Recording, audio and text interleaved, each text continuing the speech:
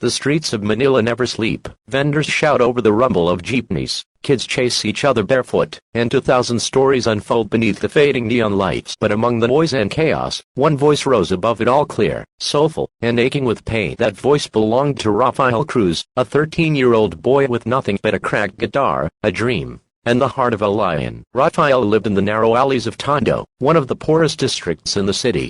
His mother sold dry sticks by the roadside, and his father had disappeared years ago, when the debts piled too high. They lived in a one-room shack, its roof patched with old posters and tin. Each morning, Rafael would help his mother carry her trays of bibingka, before running off not to school, because he couldn't afford tuition anymore, but to the busy corners of Roxas Boulevard, where he played songs for strangers. Some days he earned enough for a small bag of rice. Most days, he didn't. Still, Rafael sang. He sang through hunger, through rain, through the jeers of kids who called him the guitar boy. Music was all he had. One night, as he sat near a convenience store strumming Hotel California, his favorite song, something magical happened. A tourist couple stopped to listen. The man recorded Rafael on his phone, and when the boy hit that haunting line, "You can check out anytime you like, but you can never leave people around," stopped too. Heart slowed. Even the security guard by the store turned down his radio. When Rafael finished, the crowd erupted into applause. The tourist slipped a 500 peso bill into his tin can and said, "Kid, your voice, it deserves a stage." The next morning, that video went viral. Within days, millions watched the barefoot boy singing Hotel California under a flickering Manila street light. The comments poured in. "This kid just made me cry. Give him a chance. Someone get him on a stage." A month later, an email arrived. Rafael couldn't read it properly, but his mother's hands trembled as she translated the words. "Invitation, Asia's Got Talent, audition in Manila." They thought it was a scam.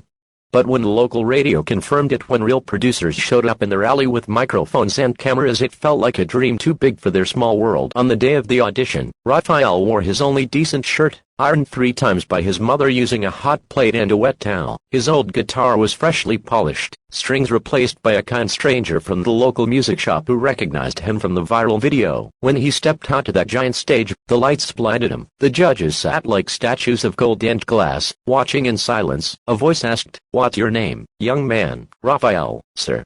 "And what will you sing?" He clutched his guitar. "Hotel California." The crowd murmured. A risky choice for a boy his age. But then the first chords rang out and the world stopped. Rafael's voice wasn't just a sound.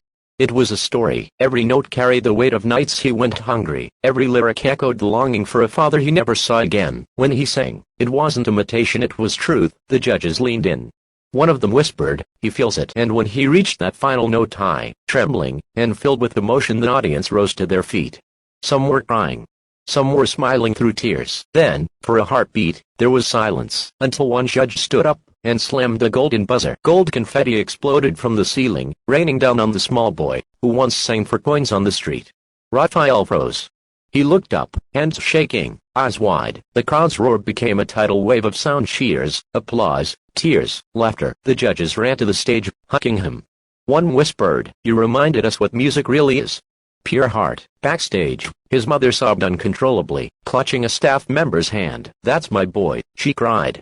"That's my boy." Overnight, Rafael became a national symbol of hope. News outlets told his story. Donations poured in. A famous Filipino band invited him to perform live. And when he walked on stage that night wearing new shoes and a white shirt, the crowd chanted his name. He didn't sing to impress anymore. He sang to thank every stranger who listened, every person who believed, every kind heart that refused to let poverty silence a dream. Months later, Rafael stood on the grand finale stage of Asia's Got Talent. This time, he sang an original song, a tribute to his mother, titled "Light in the Alley." When he finished, the same golden rain fell again, but this time from the audience paper stars, thrown by hundreds of fans. He didn't win the trophy that night, but he won something bigger: a record deal, a scholarship, and a home for his mother. Years passed. Rafael Cruz became one of the most beloved singers in the Philippines. But every Christmas Eve, he returned to that same street corner in Tondo. He'd sit under the same flickering street light, take out his old cracked guitar, and sing Hotel California one more time for the little boy he used to be, and for the world that had been kind enough to listen. People who passed by would stop, recognizing him instantly. Some would cry, some would sing along, and when they asked him,